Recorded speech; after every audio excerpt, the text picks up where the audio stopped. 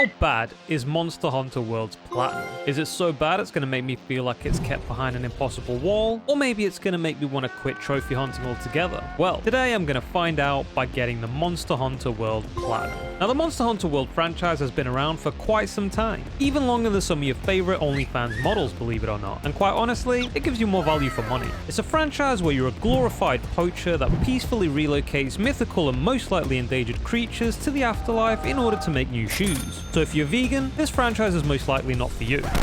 Monster Hunter World is no exception. According to the devs, it's a Monster Hunter game created for both newcomers and veterans of the series alike.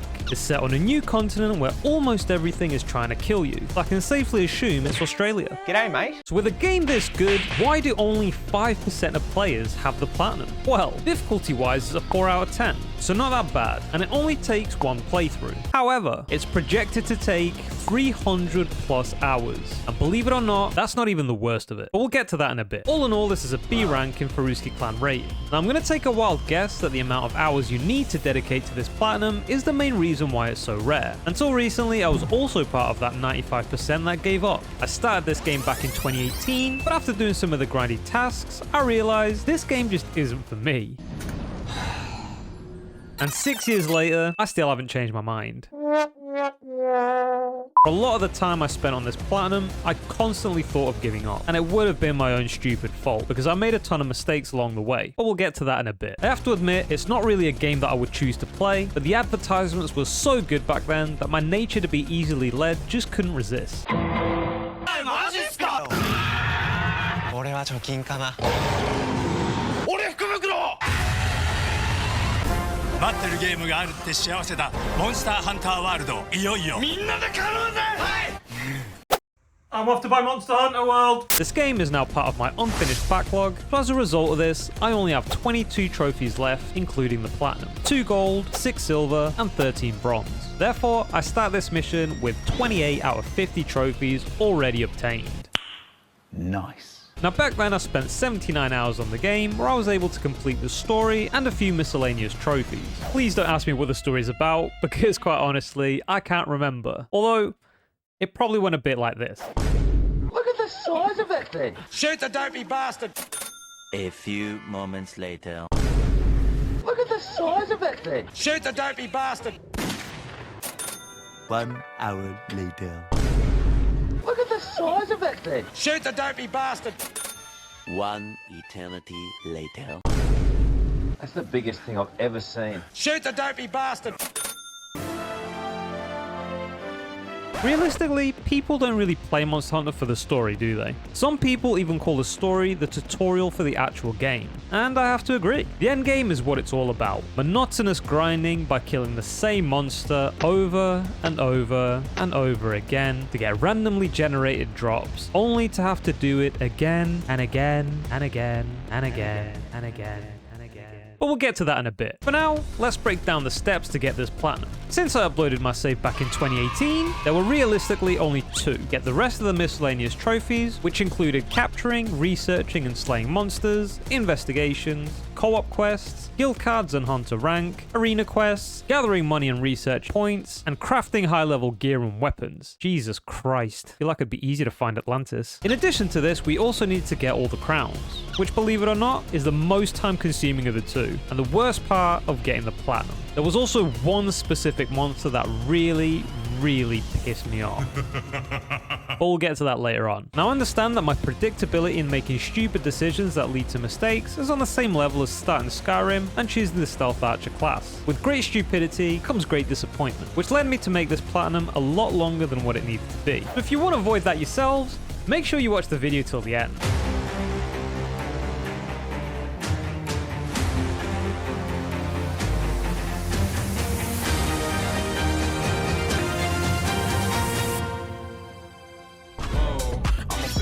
With the bow, she got a big bed, number drop it low. Mama called me and she happy with the grow. Never ever Okay, so Monster Hunter World is no doubt an amazing game, but just like sex, it's a lot better with friends. With that in mind, I was able to convince Steve and Crimson to join me in this platinum mission. The plan was to jump in and out of each other's sessions to pop as many trophies as we could. These boys are undoubtedly the Sam to my Frodo, if I wasn't so overpowered compared to them, that is. With my gear and weapons from when I first played the game, the boys found it a bit tricky to stay alive. So realistically at this point, they were the Pippin to my Gandalf. RIP boys.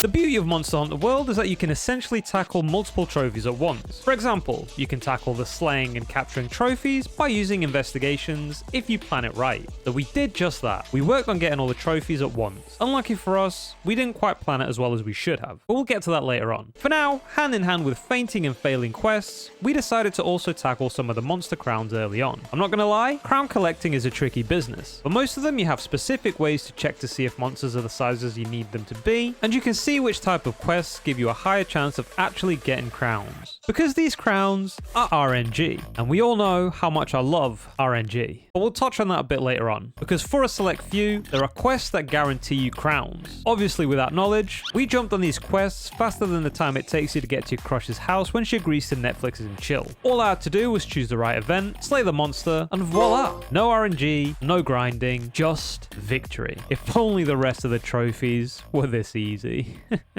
By the way, most of the trophies pop in the end of quest screens, so you'll be seeing a lot of it throughout the video. Now I have to say, unlike Anthem, by the way, thank you all for giving that video so much love. It definitely gives me more motivation to make videos like this, and to keep going. Unlike Anthem, Monster Hunter World offers a huge amount of content, and in addition to this, throughout the years, they've added special crossover events where you can get unique gear for free. How amazing is that? I did miss out on a ton of them, but I was lucky enough to be able to play the Witcher 3 crossover as Geralt. The monsters are considerably harder than the ones in the base game, so I ended up having more airtime than Ronaldo going up for headers. To summarize, it was too hard for me, so I gave up. With that said, I have to commend Capcom for the attention to detail with these crossovers to the point where the quest theme is all from that specific game. Well done, Capcom. Now, before the Keyboard Warriors come out, I am aware that I can get better gear from the Iceborne expansion, which would make the base game a lot easier. But I'm not going to do that. I don't want another list similar to this one being added to the unfinished backlog. Instead, I'll just keep chipping away at these monolith-sized monsters with my 2 butter knives. I've also heard the dual blades aren't the ideal weapon to use in this game, but I'm a basic bitch. They look cool, and my mom didn't raise no quitter. Unless we're talking about Unravel 2. Fuck that game. Let me also add that the whole ecological system that this game has is extremely immersive. The different areas are beautiful and unique in their own way, with their own little food chain, which resulted in the monsters themselves interacting with each other. Sometimes I'd be minding my own business, trying to kill something, and all of a sudden, another monster would attack. Here comes a new challenger! And then another would join, Here comes a new challenger! which would result in a super mega monster battle royale, also called a turf war. I just couldn't help but to let them kill each other while I gathered the drop materials and pray they wouldn't all aggro on me at the same time, which more times than not, they would. Anyway, back to trophy hunting. That's what all you degenerates are here for. Now, in addition to playing with Crimson and Steve, I also joined random people online on their hunts whenever my boys weren't around. Remember at the start of the video where I mentioned I made a few mistakes?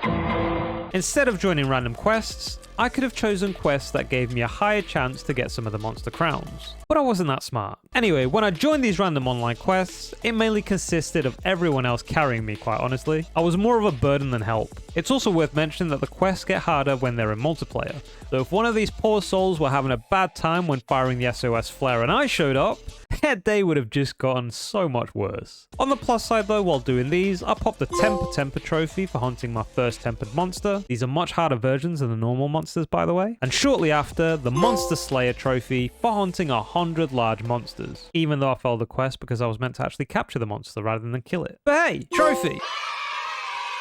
This next announcement may be harmful to vegans and PETA alike. You've been warned. When capturing monsters, you get more materials from them compared to just slaying them. But I think it's fair to assume when these monsters are captured, they're tortured and experimented on extensively in order to extract every little bit of materials from them. With that in mind, slaying them is technically a mercy. Oh man.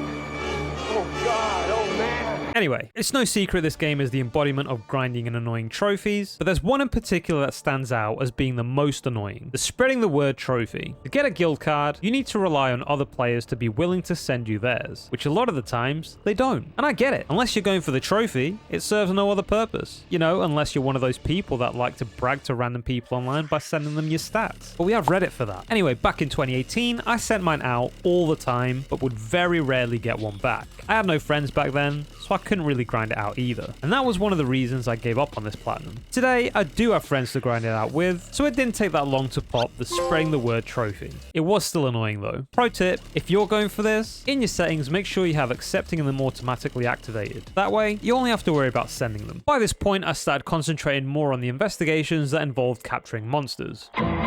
Again, I could have specifically chosen quests that gave a higher chance for crowns, but I didn't. After completing 50 investigations, I popped the Franchise Hunter, and for capturing 50 monsters, I popped the Capture Pro trophy. These poor tortured souls.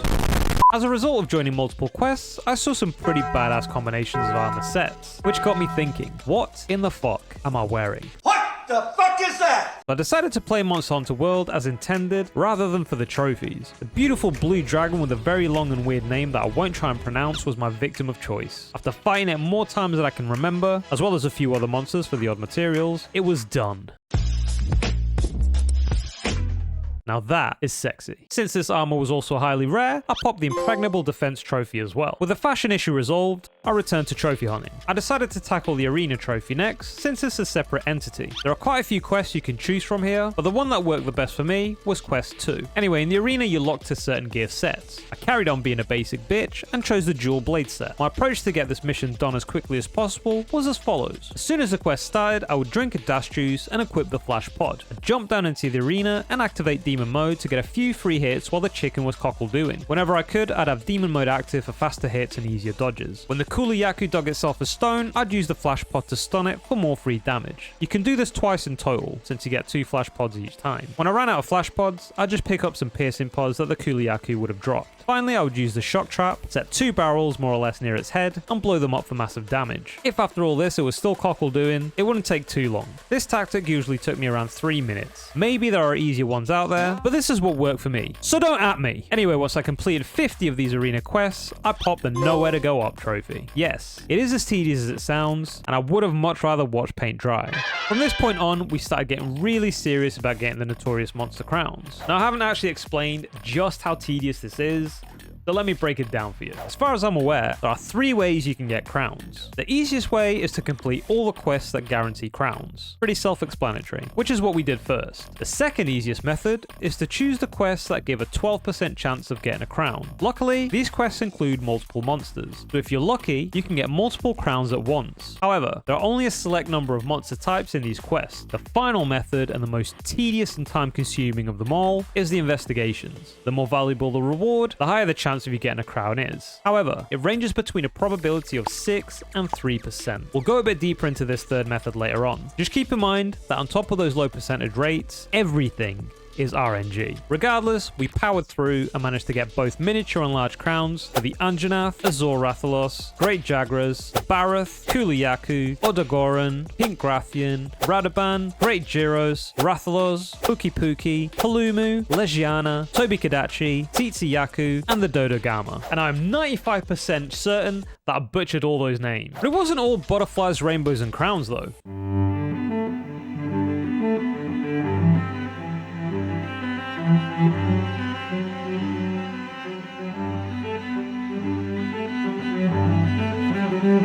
Due to repeating countless quests and slaying what seemed like an endless number of monsters, I simultaneously managed to pop some trophies as well. The Miniature Crown Collector and the Giant Crown Collector trophies for obtaining 10 miniature and gold crowns, the Hunters United Forever for completing 100 quests in multiplayer, Commission Work for earning 100,000 research points, and the Burgoyce Hunter for possessing 1 million Zenny. Considering I'd already clocked 182 hours by this point with the platinum still out of reach, I'm not gonna lie, I heavily considered giving up a second time. But for good this time.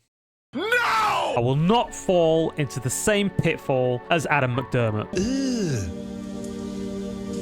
Brother, I refuse. I was committed to carry on and get this ultra rare platinum. I had 24 crowns and 8 trophies left, and little did I know, this is where the real challenge would begin. I decided to keep repeating the special event quests with 12% crown rate containing multiple monsters. And here, what I should have done is complete investigations for the individual remaining monsters. Realistically, the less crowns you need, the rarer they're going to be in quests that have 4 to 5 monsters. But like the idiot I am, I just kept repeating these long missions while killing monsters that I didn't need crowns for. And yet another mistake was made. I didn't realize that once you kill the monster you need the crown for, you can leave the quest, and if it's the right size, you get the crown anyway. I thought you had to complete the quest. Now, these quests with multiple monsters can take around 20 minutes, sometimes longer. So when I realized the amount of time I'd stupidly wasted, all I wanted to do was quit trophy hunting altogether. But obviously I didn't. What I did do was limit my playtime to about 2 hours a day. I took a similar approach to when I was doing the daily and weekly challenges on Rayman Legends. This did help a massive amount with the burnout. And after 260 hours of playtime, I'd obtained both miniature and gold crowns for the Basilgeist, the Diablos, the Laviosoth, the Rathian, the Uragan, and the Jaratotus. Once again, I'm 90% sure I butchered all these names. To summarize, I'd gotten all the crowns for the monsters in the special events. Since I'd gathered a mammoth amount of materials, I had enough to craft and upgrade 5 highly rare weapons to pop the Power is Everything trophy, as well as the Monster Hunter trophy for hunting 500 large monsters. I started to feel like making the decision to platinum this game was on the same level as the time I decided tequila shots were a good idea when I was already wine drunk. A big mistake. Still, I was committed to do this. Technically, I was at the final stage, but it was also what almost broke me. The only crowns I had left to get were for the Elder Dragons and the Black Diablos. This meant I had to use investigations.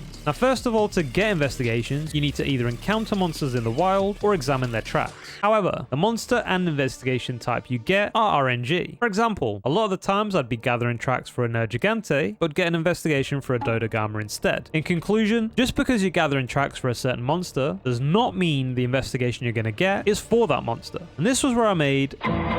What you need to do is look for tracks in the area your targeted monster would appear in. There's also another method, but I'll get to that later on. Now keep in mind, I only found this out after a fair few hours of expeditions. Fucking idiot. Okay, now that we've covered how to actually get the investigations, let's touch on the percentage rates for crowns. As far as I'm aware, the better the quest rewards, the higher chance it will be a crown monster. For example, 1 silver, 1 gold, and 3 gold, 1 bronze reward quests will give you a 6% chance for a mini and a 3% chance for a gold. 4 or more gold reward quests would give you a 6% chance for both. And then 3 purple, which are the tempered monsters, would give you a 6% chance for a mini and a 3% chance for a gold. Finally, 4 or more purple rewards would give you a 6% chance for both. And this... Because I wasn't aware of these percentages, I just took on any investigation type, both by starting them myself or by answering an SOS flare. Because you can only find out after the monster has been killed if you get the crown or not, or so I thought, it made this feel like a near impossible task. However, there are other ways to find out whether the monster will give you a crown or not.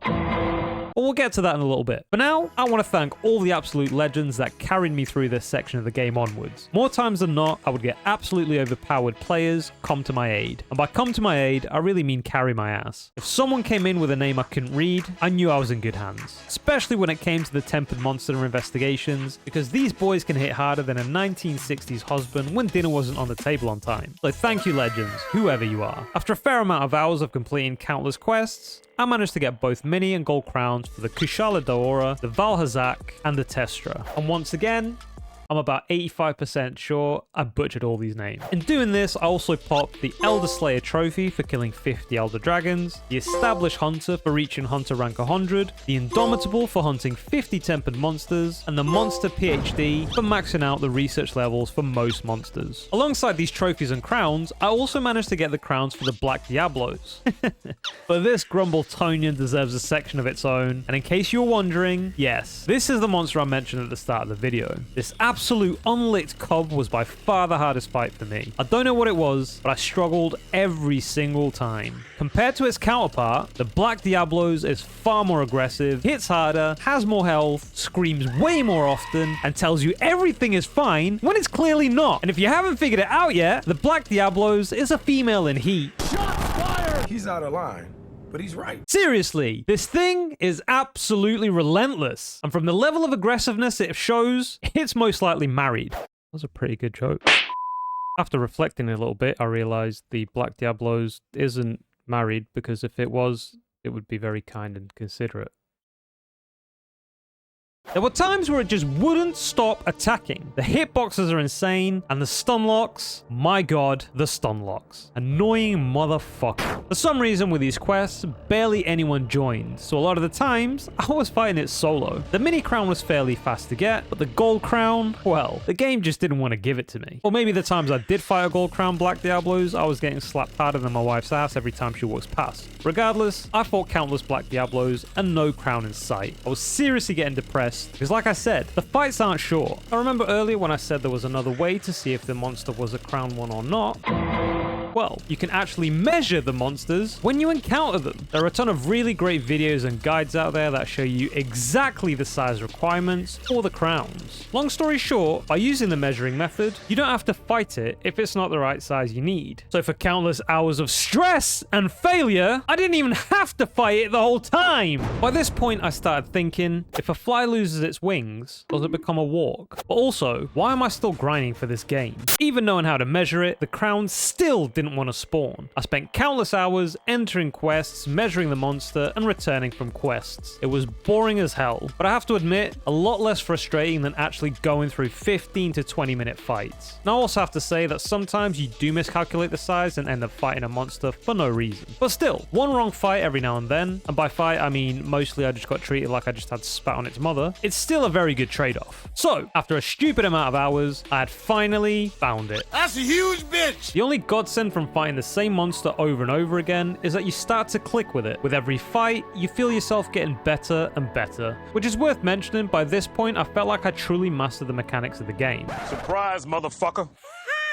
Only had 2 trophies left, tied to 4 crowns. At 309 hours clocked, my journey was still far from over. The RNG in this game is truly unforgiving. All I needed was both mini and gold crowns for the Nergigante and the Kirin. With that in mind, I decided to tackle one at a time and make sure my gear and weapons were catered to that specific monster, no matter how ridiculous I looked. What's that? What's that, brother? Soon enough, I realized I could add some thunder-resistant decorations instead of actually having to wear that poor excuse of a male stripper outfit. Seriously, who would wear that abomination? Anyway, I continued entering quests and quitting out when the size wasn't what I was looking for, and I eventually ran out of investigations. So once again, I had to go into expeditions to farm some more. Except, I didn't know you could farm investigations by sending the cat in your room out to get them. It takes a bit of time, but it's definitely worth it. In addition to this, a legend in chat told me a very good method to not waste any investigations. You know, the exact thing that I've been doing up to this point. Turns out if you make a backup save when you've got a healthy amount of investigations, after exhausting them, you can re-upload your save because the result is still going to be random all the time. With all these things in mind, the rest of my mission was simple. Now, before I pop the platinum, I think I should clear some things up. It may have felt like throughout the video I hated this game, and that's definitely not true. Like I mentioned at the start of the video, this game is an absolute masterpiece in this genre. It's incredibly well balanced, filled with content, and allows you to have whatever playstyle you want with the option to change it completely if you choose to do so. It's solely the platinum that I'm hating on. The heavy RNG elements combined with long grinds really make Monster Hunter World's platinum one that will test your patience and dedication. If you're really unlucky like I was, you can literally spend days looking for one single crown. I have spent longer on other games, but it was never grinding for the same thing. Plus, a lot of those games I had to start from scratch because I didn't upload my save in the past. The 300-hour mark is all dependent on how lucky you are with the RNG. Although I feel like if you avoid the mistakes I made, you're probably going to platinum it in less time. In most cases, games have a well-designed path to get the platinum, like maybe letting you see some Easter egg, or even get a set of gear that you usually wouldn't whilst just playing the game normally. Monster Hunter World isn't like most games. It just makes you repeat the same task for an almost infinite amount of times until you randomly get what you're searching for. In conclusion, this game is an amazing experience with great graphics, virtually endless content, and really well balanced and in-depth combat and crafting system. It's just a shame the platinum is an absolute slog. Now let's pop this platinum. After an extra 32 hours, I collected the last 4 crowns, popped the attached trophies tied to them, and finally popped the platinum. This was my platinum 121. That took me 349 hours over the course of almost 6 years. With that, another backlog game has been completed, so 10 to go. Thank you all for watching. I hope you enjoyed it, and if you didn't, let me know why. If you want to watch me suffer with some RNG some more, be sure to check out one of these videos. I'll catch you guys on the next one. GuyFarruski out.